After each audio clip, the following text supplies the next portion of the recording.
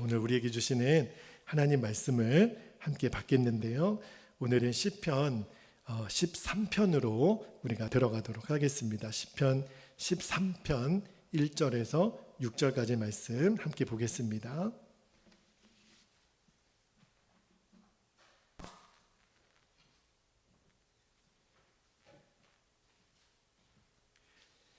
자, 우리 1절부터 6절까지 말씀을 한 절씩 교독합니다. 여호와여, 어느 때까지니이까 나를 영원히 잊으시나이까? 주의 얼굴을 나에게서 어느 때까지 숨기시겠나이까?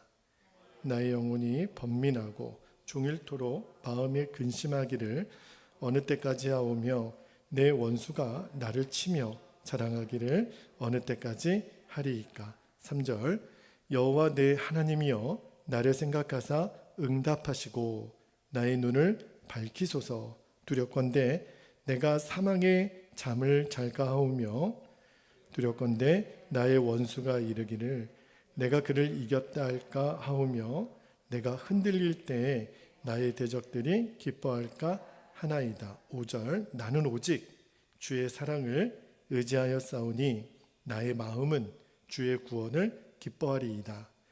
내가 여호와를 찬송하리니 이는 주께서 내게 은덕을 베푸심이로다.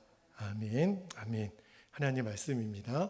오늘 밤에는 우리 시편 13편 말씀으로 주님 주시는 은혜를 나누고 우리가 말씀 후에 기도하기를 원하는데, 오늘 설교 제목이 오늘 본문에도 4번이나 등장하는 어느 때까지니까 라는 제목으로 말씀을 나눌게요. 우리 저와 여러분이 신앙생활을 하면서 제일 고통스러울 때가, 저 같은 경우는 아플 때도 또는 실패했을 때도 죄에 무너졌을 때도 누군가로부터 욕을 먹었을 때도 그때 힘들지 않고요. 제 인생을 돌아보며 제일 힘들었을 때가 하나님의 임재가 느껴지지 않을 때, 도무지 하나님이 지금 나와 함께 계신 것이 맞아? 정말 너무너무 무너질 때는 그게 믿어지지 않는 그런 극도의 절망, 하나님의 그 임재가 느껴지지 않는 그때가 제일 고통스럽더라고요. 아마 여러분도 그럴 것 같아요. 하나님 그분에 대한 믿음이 막 흔들릴 때가 있잖아요. 근데 오늘 본문에 보니까 다윗도 그랬던 것 같아요. 오늘 1절 2절 말씀에 보면 다윗이 너무너무 힘드니까 어느 때까지 라는 말을 4번이나 반복해요. 1절 말씀 볼게요. 1절에 보면 다윗이 이렇게 고백합니다. 어느 때까지 나를 잊으시나이까? 어느 때까지 주의 얼굴을 나에게서 숨기시겠나이까? 너무너무 힘든 거예요. 2절에도 보니까 어느 때까지 근심하여야 하나이까? 어느 때까지 원수가 자랑하게 내버릴까? 그래서 오늘 설교 제목을 제가 어느 때까지니까 이렇게 설교 제목을 붙여봤는데, 아마 여러분도 이런 심정일 때가 있을 거예요. 하나님, 어느 때까지입니까? 정말 내가 언제까지 기다려야 되고, 언제까지 인내해야 되고, 언제까지 참아야 되고, 언제까지 이 수고를 감당해야 됩니까? 너무너무 고통스러운 때이잖아요. 아마 여러분도 공감하시는 분들이 있으실 거예요. 정말 하나님이 안 계신 것 같고, 계시더라도 다른 사람은 다 사랑하는데 나만 안 사랑하시는 것 같아. 내 기도만 안 들으시고 침묵하시는 것 같이 느껴질 때가 있거든요. 제가 신학교에 들어가서 첫 수업을 듣는데 교수님이 참고 도서를 하나 소개를 해주시더라고요. 그 책 제목이 뭐냐면 일본인이 지은 책이에요. 엔도 슈샤쿠라고 하는 일본인 목회자가 쓴 책인데 침묵이라는 책입니다. 여러분에게도 꼭 권해드리고 싶어요. 꽤 오래된 책이기 때문에 아마 절판되지는 않았을 텐데 굉장히 유명한 역사 소설입니다. 그 침묵이라고 하는 그 소설의 시대적 배경이 17세기 일본의 그 도쿠가와라고 하는 그 막부 시대 때, 봉건 그 통치 시대죠. 그때 너무너무 무지막지하게 기독교를 탄압했던 시절이 있었어요. 여러분, 제가 일본에 있는 동안에 깜짝 놀란 사실을 하나 알았는데, 한국에서 예수님의 이름 때문에 순교한 사람보다 일본에 믿음을 지키다가 순교한 사람들이 10배나 더 많다는 거예요. 깜짝 놀랐어요.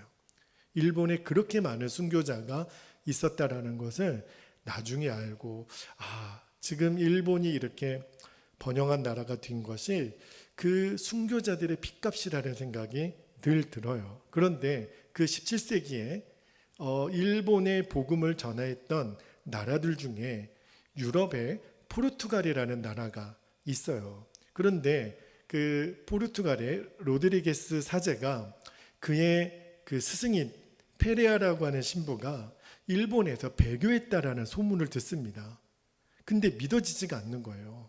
일본에 복음을 전하러 갔던 내 스승님이 배교를 했다는 거는 내가 직접 보지 않고서는 내가 믿지 못하겠다고 이 로드리게스 신부가 이제 일본으로 갑니다. 중국을 통해서 이제 일본에 가서 복음을 전하는데, 제가 이 이야기를 다 여러분에게 전해드릴 수는 없지만 어쨌든 우여곡절 끝에 일본에 가서 복음을 전해서 많은 성도들이 예수님을 믿게 돼요. 그런데 그 당시가 기독교인들을 핍박하는 때라 그랬잖아요. 기독교인들이 믿음 생활을 하는 것이 발각이 됩니다. 그리고 다 도망가요. 이 로드리게스 신부도 저 산 위에서 이렇게 숨어 있는데 그 바닷가에 그 예수 믿는 사람들을 공개 처형하는 것을 산 위에서 몰래 봅니다. 어떻게 죽이냐면, 이 물이 이제 밀물이 밀려 들어올 때 있잖아요. 그때 십자가에 그 예수 믿는 일본 성도들을 매달아 놓고 물에 잠겨 죽이게 해요. 그게 실제로 기독교 핍박 역사에 보면 나오는데, 그 산 속에서 멀리서 바닷가를 바라보면서 이 신부님이 너무너무 절규하는 거예요. 어떻게 기도하냐면, 하나님, 도대체 이게 뭡니까?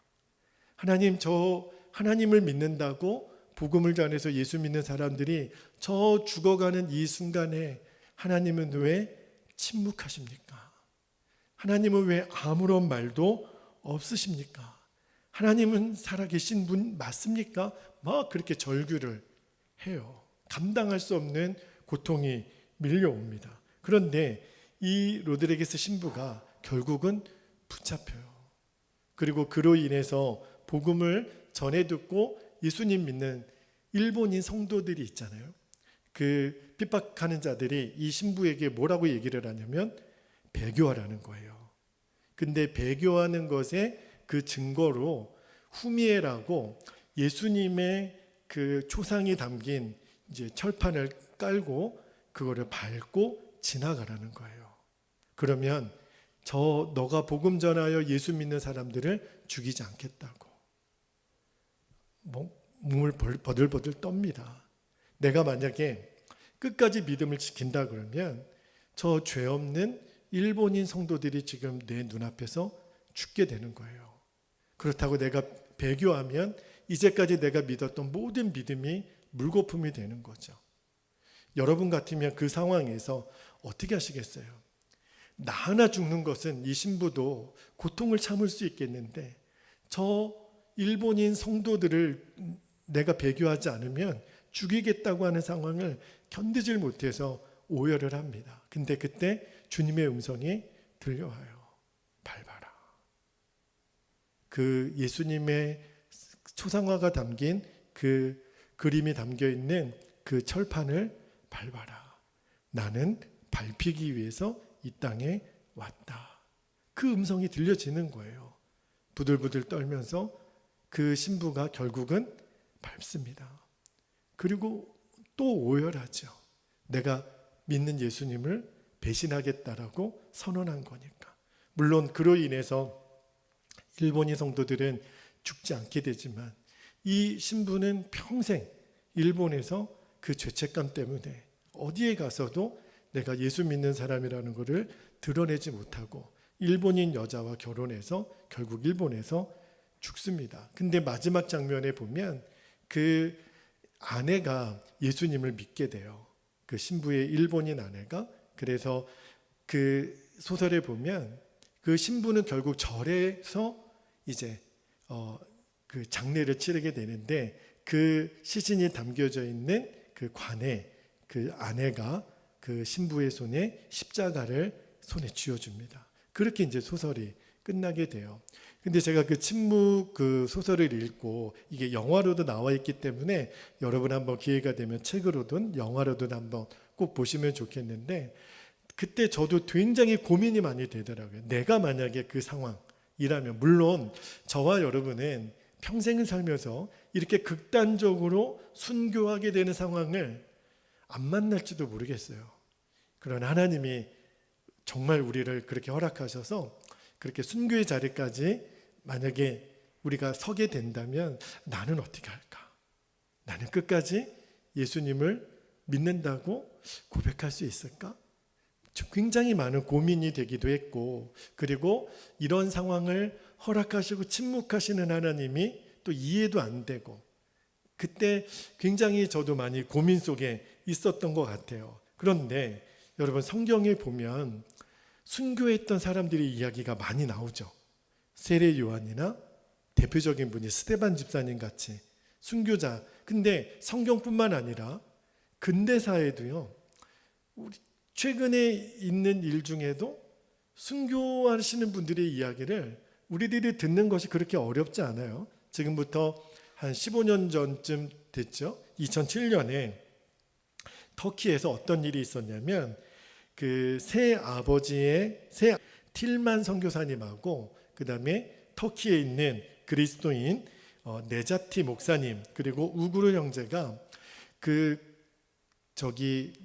강경 이슬람 단체의 사람들이 신도인 것처럼 거짓으로 성경 공부에 왔다가 그 세 분을 납치해서, 근데 그게 왜 더 문제가 됐냐면, 저 지금도 기억이 나요. 그 비디오를 찍어가지고 그들을 죽이는 장면을 그렇게 3시간 동안 촬영을 해가지고 서방 세계에 공개를 합니다. 너무너무 잔인하게 그 세 사람을 그렇게 공개 처형하고 이제 순교하는 그런 일이 있었어요. 그리고 그때 여러분 기억나시나요? 2007년에 또 어떤 일이 있었냐면, 그 아프가니스탄에 그 선교하러 갔다가 그 잡혀서 순교했던 배형규 목사님, 그리고 심성민 청년이 그 땅에서 이제 순교의 제물이 되죠. 그때도 뭐 예수님을 안 믿는 사람들은 왜 여행 금지 지역에 갔냐, 막 이렇게 말들은 많았지만, 그러나 우리 믿음의 형제들의 눈으로 보면 순교잖아요. 그죠? 근데 그때도 우리들의 마음에 안타까운 것은, 왜 하나님은 그 순교의 자리까지 가신 하나님의 자녀들을 지키지 않아 주셨을까? 왜 보호하시지 않으셨을까? 왜 하나님은 그들을 안전하게 피하도록 하시지 않았을까? 혹시 여러분이 그 상황에 처하게 된다면 어떻게 하실 것 같으세요? 그런 많이 고민이 됐었거든요. 그런데 지금 다윗이 꼭 그런 고백을 하고 있는 거예요. 너무너무 힘든 거라는 거죠.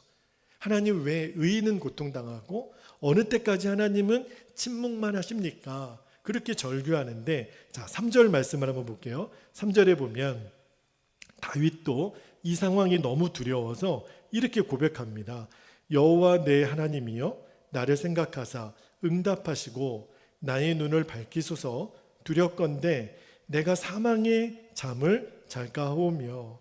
그러니까 나도 하나님 그분을 잊어버리고 죽어버릴까 봐 걱정이 되는 거예요.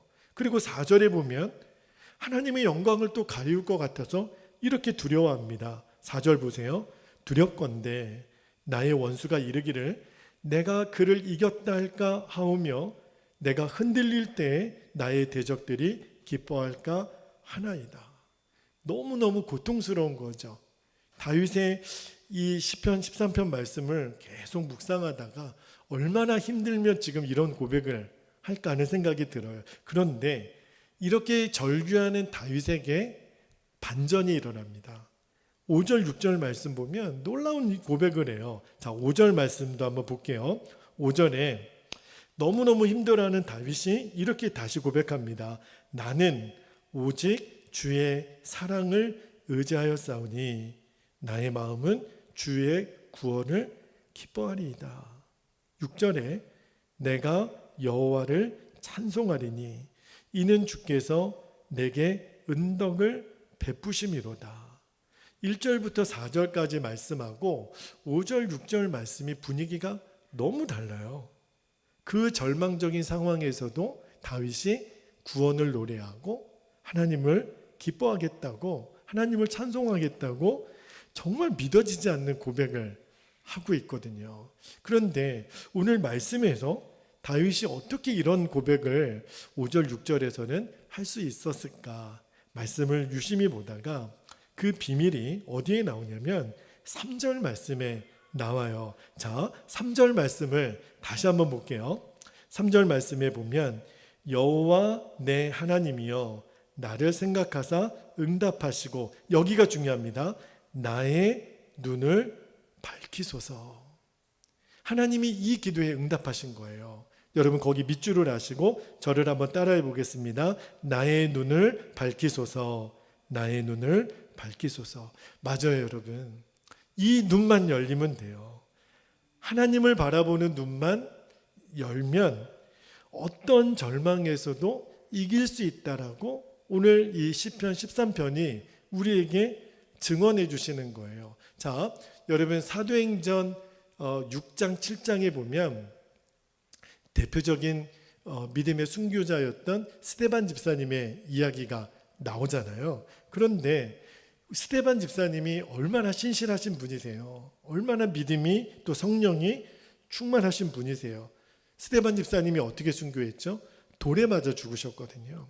그의 죽음이 너무너무 안타까운 것이 그분의 6장 7장 설교 말씀을 쭉 들어보면 이분이 성경에 대한 지식이 얼마나 놀라운 분이신지, 구약의 역사를 완전히 꿰뚫고 있는 분이거든요. 그러니까 스데반 집사님의 죽음이 너무너무 안타까운데, 근데 그가 그렇게 끝까지 순교할 수 있었던 것은요, 우리는 그의 죽음을 안타까워하지만 스데반 집사님은 아니라는 거예요. 그걸 어떻게 증언할 수 있냐면, 그분이 스데반 집사님이 죽을 때 성경은요, 그분의 얼굴이 천사와 같았다고 이야기를 하거든요. 그 말씀이 어디에 있냐면 사도행전 6장 15절에 한번 볼게요. 사도행전 6장 15절에 보면 공회 중에 앉은 사람들이 다 스데반을 주목하여 보니 그 얼굴이 뭐와 같더라? 천사의 얼굴과 같더라. 이미 스데반 집사님의 얼굴이 천사와 같다라는 말이 무슨 말이냐면 스데반 집사님은 순교할 거를 알고 있었던 것 같아요. 그런데 하나님이 그에게 하늘문을 여시고 지금 천국을 보여주신 거예요. 하나님의 나라를. 여러분, 우리도 그럴 거요. 하나님이 저와 여러분에게 이 시간에 나타나셔서 얘들아, 내가 천국을 우리 베델교회 성도들에게만 5초만 보여줄게. 자, 그래서 하나님의 나라를 우리가 5초 동안 봤다고 한번 생각해 보세요. 그러면요, 우리들 오늘 집에 안 갑니다. 주님, 저 빨리 죽여주세요. 천국의 영광을 보고 나면요, 아마 빨리 죽여달라고 기도할 거래요. 우리가 아직 천국의 그 어마어마한 영광을 못 봐서 이 땅이 그렇게 좋고 이 땅이 그렇게 정말 안절부절 못하고 사는 거죠. 스데반 집사님이 하늘문이 열리고 그 보좌 위에 계신 예수님을 보았다 그랬거든요. 그 눈이 스데반 집사님에게 열리니까 우리는 스데반 집사님의 죽음이 안타깝지만 스데반 집사님은 아니라는 거예요. 기쁘다라는 거예요. 오히려 감사하다라는 거예요. 너무너무 놀랍죠? 그래서 스데반 집사님이 이렇게 고백을 해요. 사도행전 7장 55절 56절을 한번 볼게요. 55절에 스데반이 성령 충만하여 하늘을 우러러 주목하여 하나님의 영광과 및 예수께서 하나님 우편에 서신 것을 보고 56절 말하되 보라 하늘이 열리고 인자가 하나님 우편에 서신 것을 보노라 한대. 와, 그러니까 지금 이 고백은요, 스데반 집사님은 막 신이 난다는 거예요. 하나님의 영광, 지금 보좌에 계신 예수님, 나를 지금 영접하려고 기다리시는 그 예수님이 보여지니까 지금 내 순교는 아무것도 아니라는 거예요. 오히려 기쁘다는 거예요. 너무너무 영광스럽고 감사하다는 거예요. 우리랑 뭐가 다른 거죠? 예수님을 바라보는 눈이 다른 거예요. 우리 민족의 대표적인 믿음의 선배 중에 순교자 한 분이 계시죠. 주기철 목사님.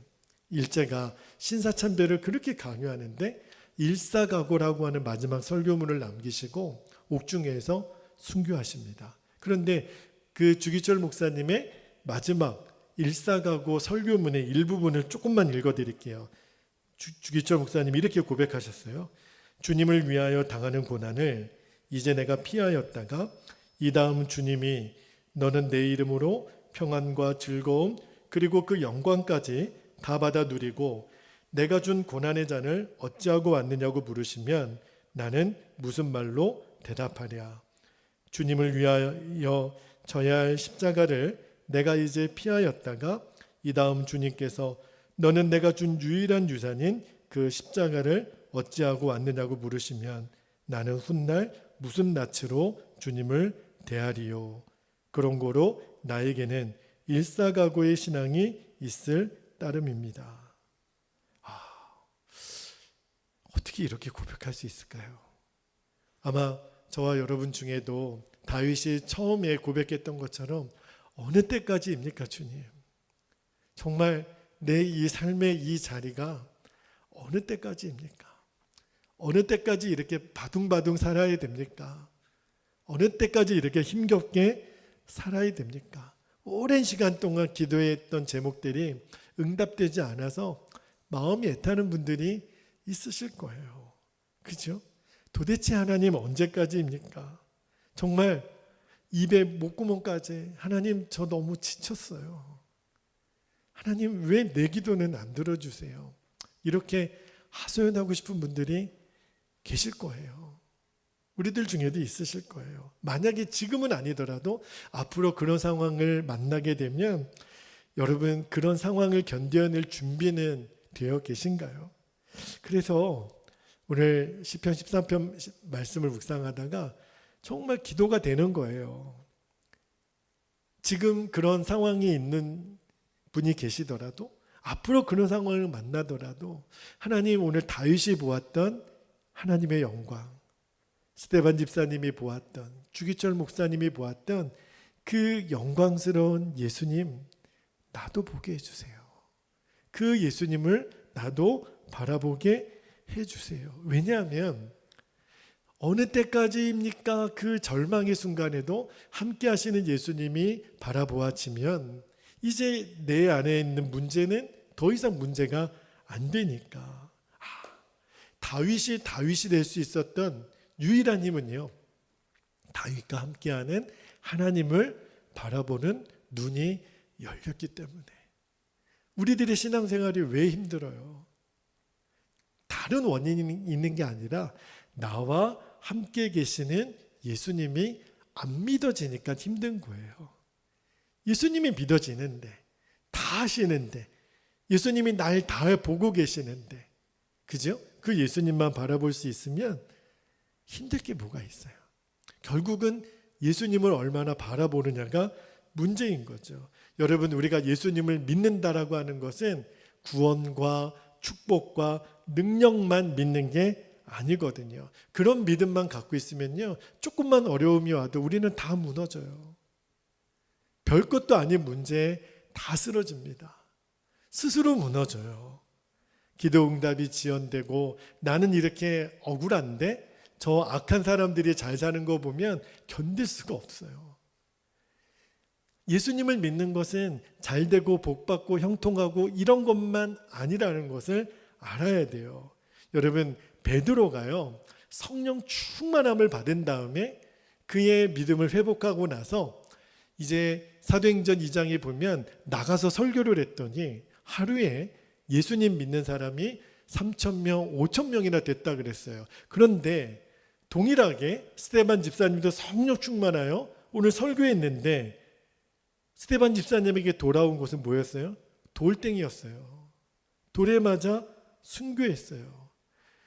여러분, 예수님 믿는 것이 복받고 능력받고 축복받고 형통하고 이런 것만 있으면 스데반 집사님에게 일어난 일을 어떻게 설명하겠어요?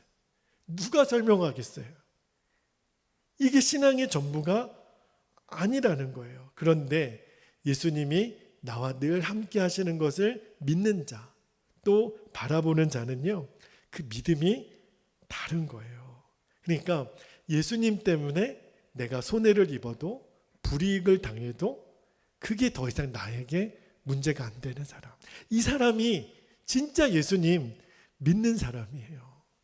예수님 때문에 돈을 내가 못 벌어요. 손해를 봐야 돼요. 왕따를 당해야 돼요. 그래도 나는 예수님을 믿습니다. 이 사람이 진짜 예수님 믿는 사람이에요. 현실에 당장 눈에 보여지는 상황은 이해가 안 되지만 예수님을 바라보는 사람은요, 지금 동굴을 지나가는 게 아니라 터널을 지나가는 거예요. 동굴은요, 아무리 들어가 봐야 막혀 있어요. 동굴이니까. 터널은 어두컴컴해도 터널은 지나가면 반드시 나오는 구멍이 있어요. 나오는 지점을 만나게 됩니다. 이게 예수 믿는 사람이에요. 나는 지금 터널을 지나가고 있는 것뿐이래요. 그거를 기억하시면 돼요. 여러분, 다니엘서 3장에 보면 다니엘의 세 친구가 금신상에 절하지 않은 것 때문에 풀무불에 들어가게 되는 일을 당하게 되잖아요. 세 친구 이름이 기억나시죠? 사드락과 메삭과 아벳느고가 이제 느부갓네살 왕이 감히 그 왕의 금신상에 너희들이 절하지 않아? 자, 풀무불에 7배나 더 뜨겁게 만든 풀무불에 집어넣습니다. 그런데 그때 이 사드락, 메삭, 아벳느고가 뭐라고 고백했는지 여러분 기억나시죠? 자, 다니엘서 3장 17절 18절에 보면 그들이 이렇게 고백합니다. 17절에 왕이여, 우리가 섬기는 하나님이 계시다면 우리를 맹렬히 타는 풀무불 가운데서 능히 건져내시겠고 왕의 손에서도 건져내시리이다. 그런데 18절에 기가 막힌 말씀을 합니다. 그렇게 하지 아니하실지라도 왕이여, 우리가 왕의 신들을 섬기지도 아니하고 왕이 세우신 금신상에게 절하지도 아니할 줄을 아옵소서. 와, 너무 부러워요. 다니엘의 이 세 친구의 믿음은 그리 아니하실지라도, 이게 진짜 하나님 믿는 자의 태도라는 거예요. 그래서 여러분, 우리가 예수님 바라보는 훈련을 24시간 예수님 바라보는 훈련을 끊임없이 해야 돼요. 그 훈련이 얼마나 중요한 줄 몰라요. 여러분, 아마 저 밑으로는 이분의 이름을 기억하지 못할 것 같은데 그 이종용 가수라고 대표곡이 겨울아이라고 하는 그 젊은 시절에 굉장히 인기를 많이 누리셨던 가수셨는데 이분이 나중에 목사님이 되세요. 근데 이분이 젊으셨을 때는요, 대마초 피다가 또 잡혀 들어가서 감옥 생활까지 하는 그런 어떤 젊은 시절의 어려움도 많이 겪으셨는데 이분이 예수님을 믿게 된 배경이 굉장히 독특해요. 이분이 나중에 이제 목사님이 되시고 미국의 코너스톤 교회의 담임 목사님이 되시고 미국에서 한인교회 중에 큐티를 온 성도들이 다 아는 교회로 굉장히 유명한 교회 담임 목사님이 되시는데 이분이 어떻게 예수님을 믿고 이렇게 목사가 되게 됐냐면 이분이 뮤지컬 배우인 거예요. 근데 이분이 젊었을 때 어떤 뮤지컬 배우로 활약을 했냐면 그때 지저스 크라이스트 슈퍼스타라고 하는 굉장히 유명한 뮤지컬의 주연 배우가 된 건데 이종용 목사님이 맡은 역할이 누구냐면 예수님이신 거예요. 그러니까 그가 고백하는 그가 나누는 모든 노래와 대사는 다 예수님의 말씀인 거예요. 그런데 이분이 어떤 생각이 드냐면 이 역에 충실하고 싶어가지고 예수님은 어떤 느낌이셨을까? 예수님은 어떤 마음이셨을까? 예수님은 뭘 관심이 있으실까? 그래가지고 사복음서를 그때부터 수천 번을 읽었답니다. 왜냐하면 예수님 그분을 완전히 빙의된 것처럼 느껴보고 싶어서. 그분이 공연을 몇 회를 하냐면 250회 공연을 해요. 그리고 연습 시간까지 더하면 한 1000번 이상의 그 대사를 암송하고 거의 신약성경 사복음서를 다 외우다시피 되셨다는 거예요.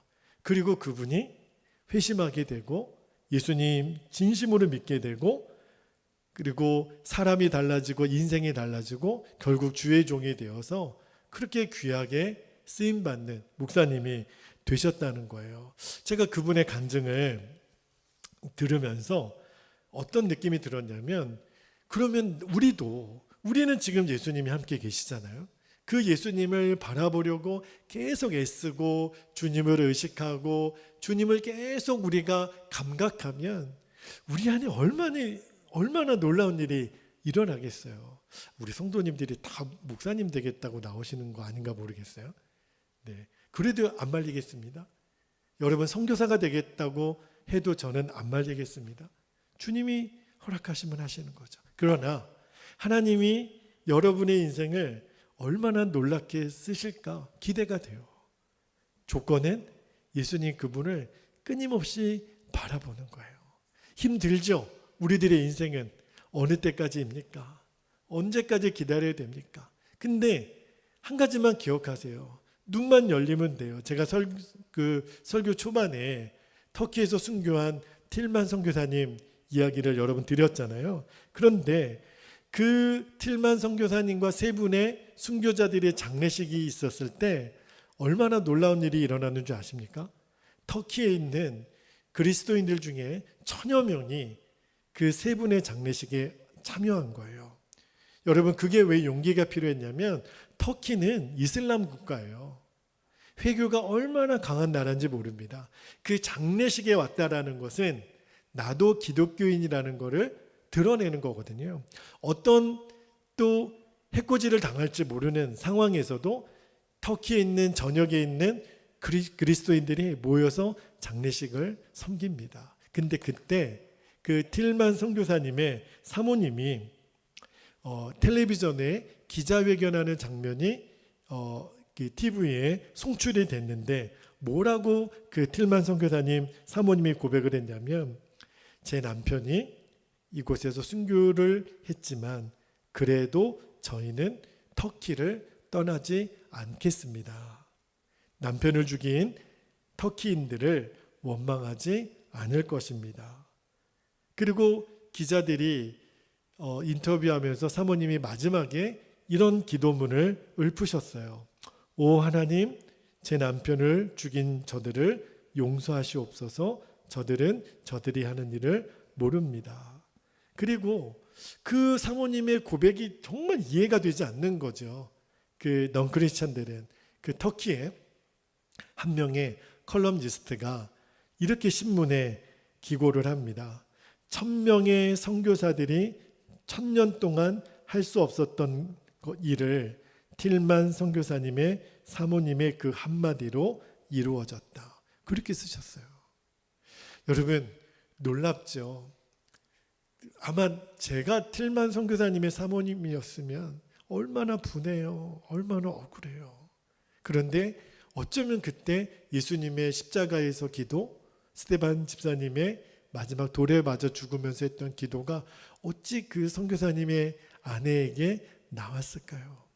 저는 미워하지 않습니다. 용서했습니다. 터키를 떠나지 않을 것입니다. 뒤도 돌아보지 않고 그 땅을 저주하고 떠나고 싶지 않았겠어요?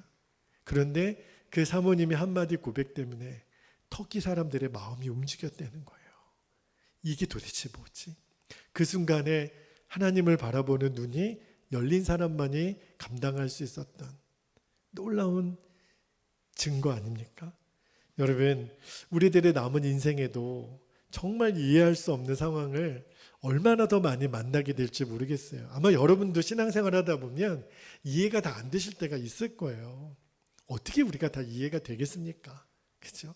그런데 그때 한 가지만 기억해 주세요. 다윗이 보았던 하나님, 스데반 집사님이 보았던 하나님, 다니엘의 그 세 친구들이 보았던 하나님, 딜만 선교사님의 그 부인이 보았던 하나님, 주기철 목사님이 보았던 예수님, 정말 지금 이 시간에 단 1초만 천국의 영광을 우리에게 보여주면 우리는 완전히 달라질 거예요. 그러나 여러분, 우리가 그 영광을 못 봤다고 천국의 영광이 없습니까? 천국의 영광은 존재해요. 다만 우리가 못 보는 것뿐이에요. 그 눈을 열어주십시오, 주님. 그러면 이제 우리의 입에서 어느 때까지입니까? 어느 때까지입니까? 이 고백이 어느 순간에 사라지고 그리 아니하실지라도 하나님 찬양합니다. 나는 하나님 기뻐합니다. 나는 그래서 하나님 기도합니다. 그래서 나는 미워하지 않습니다. 주님이 여러분의 마음을 다 아세요. 그렇게 여러분 꼭 이기실 수 있기를. 이제 어느 때까지입니까? 이 고백이 우리에게는 사라졌어요. 왜냐하면 주님을 바라보는 눈이 열렸으니까.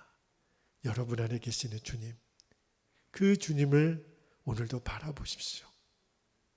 그러면 우리는 승리할 수 있어요. 두 가지 기도 제목을 붙잡고 함께 기도하겠습니다. 첫 번째 기도 제목, 어느 때까지니까 한탄하는 상황 속에서도 함께 하시는 예수님을 바라보는 눈이 열리게 하옵소서. 두 번째, 주님을 바라보는 믿음으로 고난의 터널을, 동굴이 아니에요, 터널을 담대하게 지나가게 하옵소서. 터널에는 끝이 있어요. 우리 주님이 기다리시는 그 터널의 입구에서 저와 여러분이 함께 만날 수 있게 되기를 축복합니다. 우리 두 가지 기도 제목, 그래서 우리가 살아계신 하나님의 증인으로 서게 하옵소서. 우리 주님의 이름을 간절히 부르시고 기도 제목을 붙잡고 이 시간 간절히 기도하겠습니다. 주여, 사랑하는 하나님 아버지, 고맙고 감사합니다. 주여, 이 시간에 원하오니 우리들의 믿음의 눈을 열어 주를 바라보게 하소서. 믿음의 주여, 우리를 온전케 하시는 이인 예수를 바라보라. 주여, 우리가 할 수 있는 일은 끊임없이 주님을 바라보는 것입니다. 아버지 하나님, 다윗이 그리했던 것처럼, 다니엘의 세 친구들이 그리했던 것처럼, 스데반 집사님이 그리했던 것처럼, 아버지 주기철 목사님이 또 틸만 선교사님의 사모님이 그리했던 것처럼, 아버지 하나님, 어느 때까지니까 침묵하시는 하나님을 의심하거나 두려워하거나 원망하지 아니하고 우리가 주님을 바라보는 눈이 열리게 하옵소서. 스데반 집사님이 하늘문이 열리고 하나님 보좌 위에 앉아 계시는 예수님의 영광을 보았던 것처럼, 주여, 지금 우리들의 영안을 열어주셔서 우리도 스데반 집사님이 보았던 그 주님의 나라의 영광을 보게 하소서.